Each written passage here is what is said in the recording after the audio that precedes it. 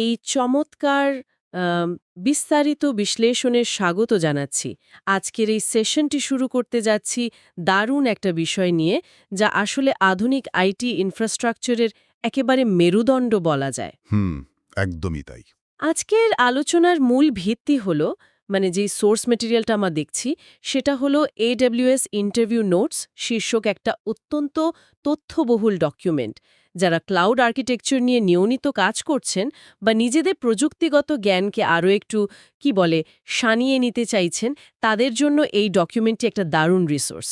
হ্যাঁ, এটা আসলে এই নোটসগুলোর সবচেয়ে ভালো দিক হলো এখানে ক্লাউড কম্পিউটিংয়ের বেসিক্স থেকে শুরু করে কম্পিউট, স্টোরেজ, ডেটাবেস, মানে নেটওয়ার্কিং আর সিকিউরিটির মতো জটিল বিষয়গুলোকে খুব সুন্দরভাবে ডিকোড করা হয়েছে। রাইট। এই বেসিক্সগুলো ক্লিয়ার থাকাটা যে কতটা জরুরি, সেটা যারা ফিল্ডে কাজ করেন তারা খুব ভালো করেই জানেন। ঠিক। আচ্ছা, চলুন বিষয়টা একটু খুলে বলা যাক। সোর্স মেটেরিয়ালে শুরুতেই ক্লাউড মডেলগুলোকে খুব মজার একটা অ্যানালজি বা উদাহরণ দিয়ে রিক্যাপ করা হয়েছে, যা আইটি প্রফেশনালদেরও একবার মনে করিয়ে দেওয়ার মতো। হ্যাঁ, হ্যাঁ, ওই পিৎজা অ্যানালজিটা। ক্লাউড নিয়ে যারা কাজ করেন তারা আইএএস, পিএএস আর এসএএএস এই টার্মগুলোর সাথে তো খুবই পরিচিত। হুম। কিন্তু ডকুমেন্টে এই তিনটিকে যে পিৎজা অ্যানালজি দিয়ে বোঝানো হয়েছে তা সত্যি মনে রাখার মতো একটা বিষয়। আমারও ঠিক এটাই মনে হচ্ছিল পড়ার সময়, মানে বেশ মজাই লেগেছে। নোটসে বলা হচ্ছে IaaS বা ইনফ্রাস্ট্রাকচার অ্যাজ আ সার্ভিস হলো অনেকটা পিৎজা তৈরির কাঁচামাল ডেলিভারি পাওয়ার মতো। মানে স্ক্র্যাচ থেকে শুরু করা আর কি। ঠিক, ধরুন একজন শেফকে শুধু ময়দা, চিজ আর টমেটো সস দেওয়া হলো, পিৎজাটা তাকে নিজেই বানাতে হবে। AWS এর EC2 হলো ঠিক এরকম। এখানে যে বিষয়টি সবচেয়ে চমকপ্রদ তা হলো কিভাবে এই মডেলগুলো ইউজারদের কন্ট্রোল আর ম্যানেজমেন্টের একটা ব্যালেন্স তৈরি করে। যেমন পিৎজার কাঁচামাল পেলে পুরোটাই নিজের মতো করে বানানো যায়, হুম হুম ঠিক তেমনি EC2-তে অপারেটিং সিস্টেম থেকে শুরু করে সবকিছু ম্যানেজ করার একেবারে ফুল স্বাধীনতা থাকে। কিন্তু সবাই তো আর স্ক্র্যাচ থেকে শুরু করতে চায় না, তাই না? একদমই না। আর সেজন্যই নোটে PaaS বা প্ল্যাটফর্ম অ্যাজ আ সার্ভিসের কথা বলা হয়েছে। এটি হলো কাঁচা পিৎজা ডেলিভারি পাওয়ার মতো, যা শুধু ওভেনে বেক করলেই হয়। রাইট। শুধু বেক করা। হ্যাঁ, অর্থাৎ প্ল্যাটফর্ম রেডি আছে, ডেভেলপাররা শুধু নিজেদের কোড বা অ্যাপ্লিকেশন রান করাবেন। যেমন AWS ইলাস্টিক বিনস্টকের উদাহরণ টানা হয়েছে এখানে। আর SaaS তো হলো, একেবারে রেডিমেড ডেলিভারি পিৎজা। হ্যাঁ, বক্সে করেই খাওয়া যায়। জিমেল বা জুমের মতো সার্ভিসগুলো এর পারফেক্ট উদাহরণ, যেখানে পেছনের ইনফ্রাস্ট্রাকচার নিয়ে ব্যবহারকারীদের বিন্দুমাত্র ভাবতে হয় না। জাস্ট লগ ইন করো আর ব্যবহার করো। ঠিক। আর এই অ্যানালজিটা কিন্তু প্রাইভেট, পাবলিক এবং হাইব্রিড ক্লাউডে কনসেপ্টের সাথেও চমৎকারভাবে মিলে যায়। পাবলিক ক্লাউড হলো ইন্টারনেটের মাধ্যমে শেয়ার করা ইনফ্রাস্ট্রাকচার, আর প্রাইভেট ক্লাউড হলো কোনো একটি নির্দিষ্ট প্রতিষ্ঠানের জন্য সম্পূর্ণ ডেডিকেটেড একটা ব্যবস্থা। যেমন ধরুন ব্যাঙ্কগুলোর ক্ষেত্রে। একদম, অনেক ব্যাংক বা সরকারি প্রতিষ্ঠান ডেটা সিকিউরিটির জন্য প্রাইভেট ক্লাউড ব্যবহার করে, আর হাইব্রিড ক্লাউড হলো এই উভয়ের একটা সংমিশ্রণ। ডকুমেন্টের পরের অংশে AWS এর গ্লোবাল ইনফ্রাস্ট্রাকচার নিয়ে বেশ কিছু ইন্টারেস্টিং তথ্য আছে। সেখানে রিজিয়ন আর অ্যাভেলেবিলিটি জোন বা AZ এর কথা বলা হয়েছে। হ্যাঁ, এজেড কনসেপ্টটা খুবই ক্রুশাল। রিজিয়ন বলতে তো নির্দিষ্ট ভৌগোলিক এলাকা বোঝায়, যেমন সিঙ্গাপুর বা ফ্র্যাঙ্কফার্ট। কিন্তু এই অ্যাভেলেবিলিটি জোন কনসেপ্টটা রিয়েল ওয়ার্ল্ড ডেটা সেন্টারের ক্ষেত্রে আসলে ঠিক কিভাবে কাজ করে? এটা খুবই চমৎকার একটা আর্কিটেকচারাল ডিজাইন। একটা রিজিয়নের ভেতরে একাধিক অ্যাভেলেবিলিটি জোন থাকে। এই জোনগুলো শারীরিকভাবে একে অপরের থেকে বেশ কয়েক কিলোমিটার দূরে অবস্থিত এবং সম্পূর্ণ আলাদা ডেটা সেন্টার। মানে ফিজিক্যালি সেপারেটেড। একদম। এগুলোর নিজস্ব পাওয়ার সাপ্লাই, কুলিং সিস্টেম আর নেটওয়ার্কিং থাকে। এর সুবিধা হলো কোনো কারণে একটি ডেটা সেন্টারে আগুন লাগলে বা ধরুন বন্যা হলে অন্য জোনগুলো সচল থাকে। ফল্ট টলারেন্স বা ডিজাস্টার রিকভারির জন্য এটি একটা মাস্টার স্ট্রোক। দারুণ। ইনফ্রাস্ট্রাকচারের কথা যেহেতু এলোই, এবার কম্পিউট সার্ভিসের দিকে তাকানো যাক। নোটসে EC2 নিয়ে বেশ বিস্তারিত আলোচনা আছে। সেখানে দেখলাম বিভিন্ন ফ্যামিলি বা ইনস্ট্যান্স টাইপের কথা বলা হয়েছে। হুম। যেমন জেনারেল পারপাস কম্পিউট অপটিমাইজড এবং মেমরি অপটিমাইজড। হ্যাঁ, কারণ প্রতিটি অ্যাপ্লিকেশন তো আর একরকম হয় না। কোনোটার জন্য সিপিইউ প্রসেসিং পাওয়ার অনেক বেশি লাগে, যেমন ভিডিও রেন্ডারিং বা গেমিং সার্ভার। সেগুলোর জন্য কম্পিউট অপটিমাইজড দরকার। ঠিক আবার বিশাল সাইজের ইন মেমোরি ডেটাবেস চালানোর জন্য মেমোরি অপটিমাইজড ইনস্ট্যান্স ব্যবহার করা হয়, যেখানে র্যাম অনেক বেশি থাকে। আচ্ছা, নোটসে স্কেলিং নিয়েও একটা বেশ বড় সেকশন আছে। ভার্টিক্যাল স্কেলিং আর হরাইজন্টাল স্কেলিংয়ের পার্থক্যটা সেখানে খুব স্পষ্টভাবে তুলে ধরা হয়েছে। আমি যতটুকু বুঝলাম, ভার্টিক্যাল স্কেলিং মানে হলো একটি সার্ভারের র্যাম বা সিপিইউ আপগ্রেড করা, যার একটা নির্দিষ্ট লিমিট আছে। কিন্তু হরাইজন্টাল স্কেলিংয়ের বিষয়টা আধুনিক ক্লাউড আর্কিটেকচারে এত জনপ্রিয় কেন? যদি আমরা বিষয়টিকে বৃহত্তর প্রেক্ষাপটের সাথে যুক্ত করি, তাহলে বুঝতে পারব হরাইজন্টাল স্কেলিং আসলেই ক্লাউডের আসল ম্যাজিক। আচ্ছা। ভার্টিক্যাল স্কেলিংয়ে সার্ভার রিস্টার্ট করতে হয়, ফলে সিস্টেম কিছুক্ষণের জন্য ডাউন থাকে। কিন্তু হরাইজন্টাল স্কেলিংয়ে ডাউন টাইম থাকে না বললেই চলে, কারণ এখানে পুরনো সার্ভার আপগ্রেড না করে নতুন নতুন সার্ভার যুক্ত করা হয় কাজের চাপ সামলানোর জন্য। আর এই কাজটি করার জন্যই তো AWS অটো স্কেলিং ব্যবহার করা হয়, তাই না? ঠিক, নোটসে দেখলাম সিপিইউ ইউটিলাইজেশনের উপর ভিত্তি করে এটি স্বয়ংক্রিয়ভাবে কাজ করে। একদম। ধরা যাক কোনো একটা কমার্স ওয়েবসাইটে ব্ল্যাক ফ্রাইডে বা বিশেষ কোনো ক্যাম্পেনের সময় হঠাৎ প্রচুর ট্রাফিক আসতে শুরু করলো। তখন তো সার্ভার ক্র্যাশ করার কথা। হ্যাঁ, ম্যানুয়াল হলে তাই হতো। কিন্তু ক্লাউড ওয়াচ অ্যালার্ম যদি দেখে যে সার্ভারের সিপিইউ ব্যবহার টানা 5 মিনিট ধরে 70% বেশি থাকছে, তখন অটো স্কেলিং স্বয়ংক্রিয়ভাবে নতুন কয়েকটি EC2 সার্ভার চালু করে দেবে। আর এলাস্টিক লোড ব্যালেন্সার সেই নতুন সার্ভারগুলোর মধ্যে ট্রাফিক সমানভাবে ভাগ করে দেবে। ঠিক ধরেছেন। আবার যখন ক্যাম্পেইন শেষ হয়ে যাবে এবং ট্রাফিক কমে আসবে, মানে সিপিইউ ব্যবহার টানা 10 মিনিট 30% নিচে নেমে যাবে, তখন অটো স্কেলিং নিজে থেকেই ওই অপ্রয়োজনীয় সার্ভারগুলো বন্ধ করে দেবে। এটা তো দারুণ একটা অটোমেশন। হ্যাঁ, এর ফলে যেমন ইউজার এক্সপিরিয়েন্স ভালো থাকে, তেমনি কস্ট অপটিমাইজেশন হয়। এখানে বিষয়টা সবচেয়ে আকর্ষণীয় হয়ে ওঠে, কারণ এতক্ষণ আমরা সার্ভার ম্যানেজ করা, স্কেলিং করা নিয়ে কথা বলছিলাম, কিন্তু ইন্টারভিউ নোটসে এমন একটা সার্ভিসের কথা বলা হয়েছে যেখানে সার্ভার ম্যানেজ করার কোনো ঝামেলাই নেই। ও, ল্যামডার কথা বলছেন? হ্যাঁ, AWS ল্যামডা। এটিকে সার্ভারলেস কম্পিউটিং বলা হচ্ছে। এই সার্ভারলেস কনসেপ্টটা ডেভেলপারদের জীবনে একটা বিপ্লব এনে দিয়েছে বলা যায়। সার্ভারলেস মানে এই নয় যে কোনো সার্ভার নেই, এর মানে হলো পেছনের সার্ভারগুলো AWS নিজেই ম্যানেজ করে। ডেভেলপারদের শুধু কোড আপলোড করতে হয়। আমি ডকুমেন্টে পড়ে সবচেয়ে অবাক হয়েছি এর বিলিং সিস্টেমটা দেখে। হ্যাঁ, মিলিসেকেন্ড বিলিং। এক্স্যাক্টলি। EC2তে যেখানে ঘন্টার হিসেবে বা সেকেন্ডের হিসেবে বিল হয়, ল্যামডাতে নাকি কোড রান করার মিলিসেকেন্ড সময়ের জন্য টাকা দিতে হয়। একদম। এবং কোনো রিকোয়েস্ট বা ইভেন্ট না থাকলে 1 পয়সাও খরচ নেই। ওয়াও! তবে ল্যামডার একটা সীমাবদ্ধতার কথা নোটসে মনে করিয়ে দেওয়া হয়েছে। একটি ল্যামডা ফাংশন সর্বোচ্চ 15 মিনিট পর্যন্ত চলতে পারে, তাই দীর্ঘমেয়াদী কোনো কাজের জন্য এটি উপযুক্ত নয়। ও আচ্ছা, তার মানে ব্যাকগ্রাউন্ডে একটানা চলার জন্য এটা নয়? না, কিন্তু ছোট ছোট ইভেন্ট ড্রিভেন কাজের জন্য, যেমন S3 বাকেটে কোনো ছবি আপলোড হলে সাথে সাথে সেটিকে রিসাইজ করে থাম্বনেল বানিয়ে ফেলা, এসব ক্ষেত্রে ল্যামডা একেবারে অপ্রতিদ্বন্দ্বী। ল্যামডায় ফাইল আপলোড আর প্রসেসিংয়ের কথা আসতেই স্টোরেজের বিষয়টা চলে আসে। AWS এর স্টোরেজ সলিউশন নিয়ে নোটসে বেশ বড় একটা অংশ আছে, বিশেষ করে S3 মানে সিম্পল স্টোরেজ সার্ভিস নিয়ে। ডকুমেন্টের একটা বৈশিষ্ট্যের কথা বলা হয়েছে যা বিশ্বাস করা কঠিন। 11টি নাইনস। হ্যাঁ, বলা হয়েছে S3 ডিউরেবিলিটি বা স্থায়িত্ব 99.99999999%। এটা কি আক্ষরিক অর্থেই কাজ করে? শুনতে অবিশ্বাস্য লাগলেও ক্লাউড আর্কিটেকচারে এই 11 নাইনস খুবই পরিচিত একটি ম্যাট্রিক।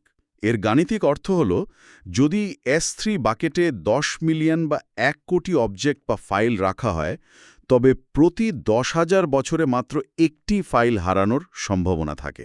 মানে ডেটা লস হওয়ার ঝুঁকি গাণিতিকভাবে প্রায় শূন্য। একদম তাই। অভাবনীয় ব্যাপার। তবে নোটসে এটা বলা হয়েছে যে সব ডেটা কিন্তু একইভাবে বা একই খরচে স্টোর করা উচিত নয়। S3-র বিভিন্ন স্টোরেজ ক্লাসের কথা উল্লেখ আছে সেখানে, হ্যাঁ, যেমন S3 স্ট্যান্ডার্ড, স্ট্যান্ডার্ড IA এবং গ্লেসিয়ার। এই ক্লাসগুলো আসলে তৈরি করা হয়েছে ডেটা ব্যবহারের ফ্রিকোয়েন্সির উপর ভিত্তি করে। প্রতিদিন বা প্রতিনিয়ত যে ডেটাগুলো লাগে সেগুলো স্ট্যান্ডার্ড ক্লাসে রাখা হয়। কিন্তু যেসব ডেটা মাসে হয়তো একবার লাগতে পারে সেগুলোর জন্য স্ট্যান্ডার্ড আইএ বা ইনফ্রিকুয়েন্ট অ্যাক্সেস ক্লাসটি ভালো, কারণ এর স্টোরেজ খরচ বেশ কম। কিন্তু ডেটা রিট্রিভ বা পড়ার খরচ আবার একটু বেশি, তাই তো? হ্যাঁ, ঠিক ধরেছেন। আর গ্লিসিয়ার ক্লাসটি মূলত আর্কাইভিংয়ের জন্য। আইমি বা কমপ্লায়েন্সের কারণে অনেক কোম্পানির বছরের পর বছর পুরনো ডেটা জমিয়ে রাখতে হয়। গ্লিসিয়ারে ডেটা রাখার খরচ খুবই সামান্য। তবে একটা বিষয় মাথায় রাখতে হয়, গ্লিসিয়ার থেকে ডেটা রিট্রিভ করতে কয়েক মিনিট থেকে কয়েক ঘন্টা পর্যন্ত সময় লাগতে পারে। আর এই পুরো প্রক্রিয়াটিকে অটোমেট করার জন্য নোটসে S3 লাইফ সাইকেল পলিসির কথা বলা হয়েছে। অর্থাৎ ম্যানুয়ালি ডেটা সরানোর কোনো প্রয়োজন নেই। একদম। লাইফ সাইকেল পলিসি ব্যবহার করে বলে দেওয়া যায় যে, ধরুন কোনো ফাইল আপলোডের ৩০ দিন পর স্বয়ংক্রিয়ভাবে স্ট্যান্ডার্ড আইএতে চলে যাবে। এরপর আরও ৯০ দিন পর সেটি গ্লিসিয়ারে আর্কাইভ হয়ে যাবে। এটি কস্ট অপটিমাইজেশনের একটা চমৎকার উদাহরণ। স্টোরেজ নিয়ে কথা বলার সময় অবজেক্ট স্টোরেজ আর ব্লক স্টোরেজের পার্থক্যটাও নোটস থেকে একটু ক্লিয়ার করা দরকার। S3 তো হলো অবজেক্ট স্টোরেজ, কিন্তু EBS বা ইলাস্টিক ব্লক স্টোরের কাজটা তাহলে কি? ইবিএস হল মূলত EC2 সার্ভারের ভার্চুয়াল হার্ড ড্রাইভ। একটা অপারেটিং সিস্টেম বা ডেটাবেস চালানোর জন্য যে রুট ভলিউম বা ড্রাইভের প্রয়োজন হয়, ইবিএস ঠিক সেই সাপোর্টটি দেয়। এটি খুব হাই পারফরম্যান্স স্টোরেজ। স্টোরেজের পর ডেটাবেসের অংশটি বেশ আকর্ষণীয়। AWS এর ডেটাবেস অপশনগুলো বেশ বৈচিত্র্যময়। নোটসে RDS বা রিলেশনাল ডেটাবেস সার্ভিস নিয়ে কথা বলা হয়েছে, যা MySQL, PostgreSQL এবং ওরাকলের মতো ডেটাবেস ইঞ্জিন সাপোর্ট করে। কিন্তু সেখানে অ্যামাজন অরোরাকে বিশেষ গুরুত্ব দেওয়া হয়েছে। বলা হয়েছে এটি সাধারণ MySQL এর চেয়ে ৫ গুণ বেশি দ্রুত। অরোরা হল AWS এর নিজস্ব তৈরি একটি cloud native relational database. Relational database মূলত ফিক্স স্কিমা এবং জটিল ট্রানজ্যাকশনের জন্য ব্যবহার করা হয়, যেমন ধরুন ই-কমার্স সাইটের পেমেন্ট প্রসেসিং বা ইনভেন্টরি ম্যানেজমেন্ট। কিন্তু নোটসে আরেকটি ডেটাবেসের কথা আছে যেটির ব্যবহার সম্পূর্ণ ভিন্ন। NoSQL ডেটাবেস হিসেবে ডাইনামোডিবির নাম উল্লেখ করা হয়েছে। বলা হয়েছে এটি সার্ভারলেস এবং মিলিসেকেন্ড পারফরম্যান্স দিতে সক্ষম। এই মিলিসেকেন্ড পারফরম্যান্স আসলে কোন ধরনের অ্যাপ্লিকেশনের জন্য দরকার হয়? এটা খুব ভালো একটা পয়েন্ট। ধরা যাক একটা অত্যন্ত জনপ্রিয় অনলাইন মাল্টিপ্লেয়ার গেমের কথা। লাখ লাখ গেমার একসাথে খেলছে আর রিয়েল টাইমে তাদের স্কোর বা লিডারবোর্ড আপডেট হচ্ছে। রাইট। এই ধরনের high speed, high volume, unstructured data process করার ক্ষেত্রে ট্র্যাডিশনাল রিলেশনাল ডেটাবেস হিমশিম খাবে। সেখানেই ডাইনামোডিবি তার আসল ম্যাজিক দেখায়। ডেটাবেস নিয়ে আলোচনার সময়ে নোটসে ডেটাবেস রেপ্লিকেশনের বিষয়টিতে খুব জোর দেওয়া হয়েছে। মাল্টি এজেড এবং রিড রেপ্লিকাজের কথা বলা হয়েছে।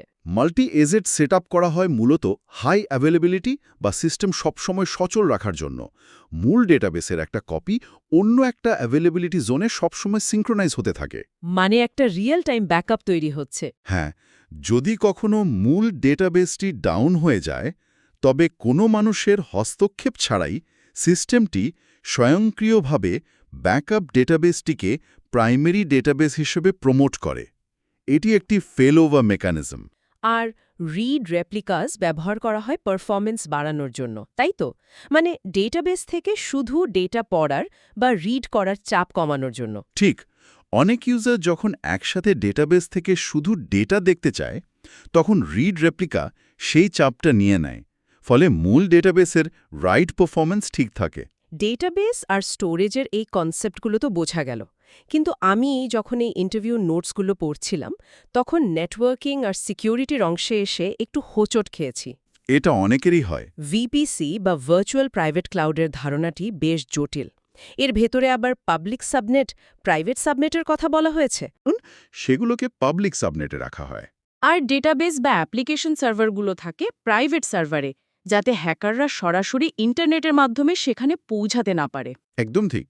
নেটওয়ার্ক আর্কিটেকচারের সিকিউরিটির জন্য এটি একটা বেসিক রুল।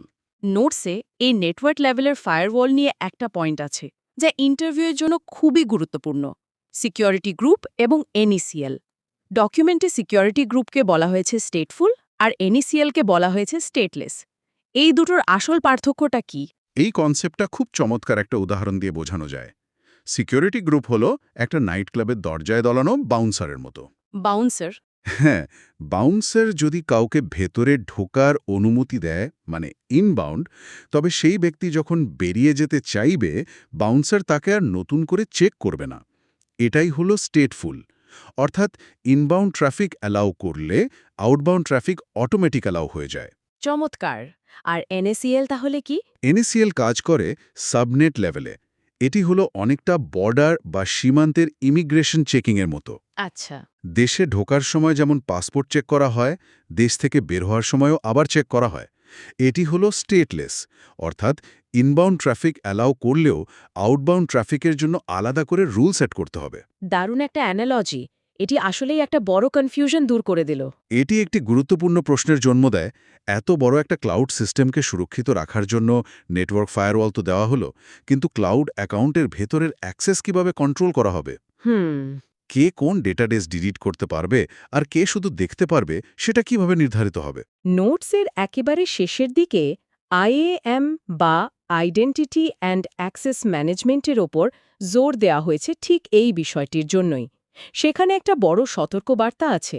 দৈনন্দিন কাজের জন্য কখনোই রুট অ্যাকাউন্ট ব্যবহার করা উচিত নয়। রুট অ্যাকাউন্ট হলো মাস্টার চাবির মতো, যার কাছে পুরো ক্লাউড এনভায়রনমেন্টের 100% ক্ষমতা থাকে।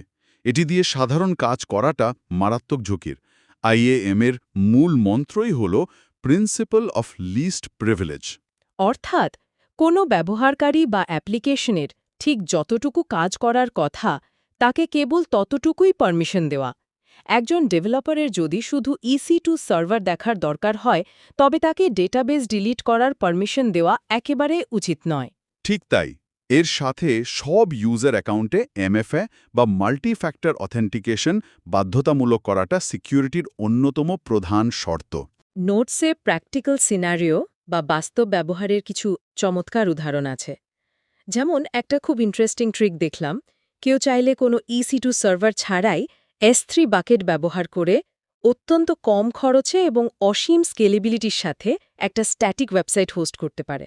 হ্যাঁ, HTML, CSS এবং জাভাস্ক্রিপ্ট ফাইল S3 বাকেটে আপলোড করে স্ট্যাটিক ওয়েবসাইট হোস্টিং অপশনটি চালু করে দিলেই সাইট লাইভ হয়ে যায়। কোনো সার্ভার মেইনটেন্যান্সের ঝামেলাই নেই। আরেকটা খুব গুরুত্বপূর্ণ প্র্যাকটিক্যাল বেস্ট প্র্যাকটিস সেখানে উল্লেখ করা হয়েছে।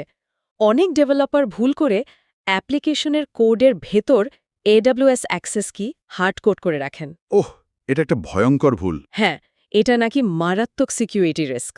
এর বদলে EC2 বা ল্যামডাতে IAM রোল ব্যবহার করার পরামর্শ দেওয়া হয়েছে।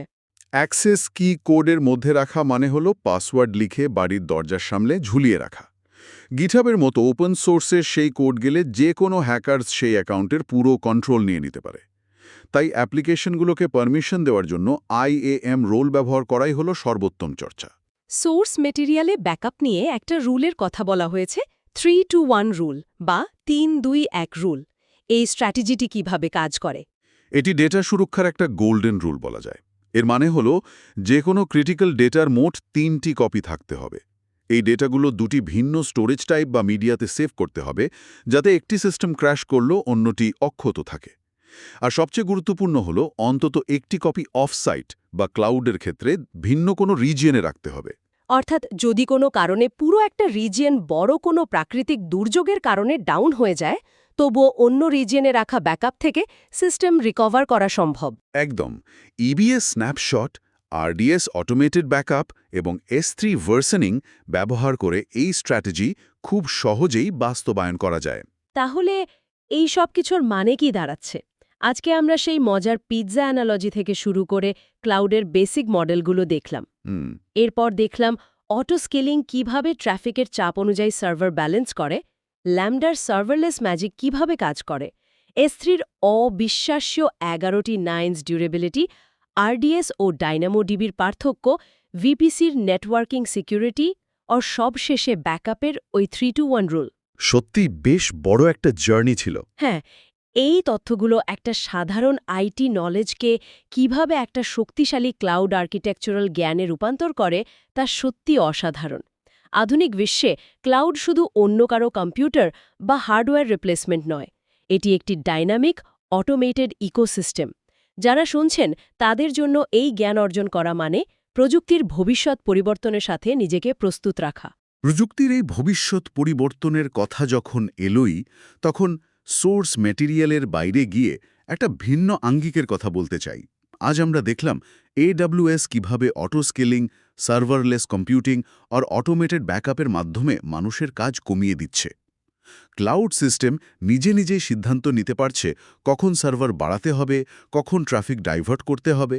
হ্যাঁ, অনেকটা সেলফ ম্যানেজড। ঠিক, এতে করে একটা প্রশ্ন মাথায় আসে, আমরা কি এমন কোনো ভবিষ্যতের দিকে এগোচ্ছি যেখানে কৃত্রিম বুদ্ধিমত্তা বা AI মানুষের কোনোরকম হস্তক্ষেপ ছাড়াই সম্পূর্ণ স্বয়ংক্রিয়ভাবে একটা প্রতিষ্ঠানের পুরো ক্লাউড আর্কিটেকচার ডিজাইন, ডিপ্লয় এবং সিকিউরিটি ম্যানেজ করবে? ক্লাউড ইঞ্জিনিয়ারদের ভূমিকা কি তাহলে একসময় শুধু AI এর কাজ সুপারভাইজ করাতেই সীমাবদ্ধ হয়ে যাবে? অঙ্গা খুব শিগগিরই হয়তো বদলে যাবে। আশা করি আজকের এই বিস্তারিত বিশ্লেষণ এই ক্লাউড কনসেপ্টগুলোর পেছনের যুক্তিগুলো আরও পরিষ্কারভাবে বুঝতে সাহায্য করেছে। আজকের মতো আমাদের এই বিস্তারিত বিশ্লেষণ এখানেই শেষ হচ্ছে। নতুন কোনো চমৎকার সোর্স মেটেরিয়াল নিয়ে আবারও কথা হবে। সবাই ভালো থাকবেন, নতুন প্রযুক্তি সম্পর্কে কৌতূহলী থাকবেন। বিদায়। শিখতে থাকুন আর প্রযুক্তির এই বিশাল দুনিয়ায় নতুন নতুন সম্ভাবনা এক্সপ্লোর করতে থাকুন।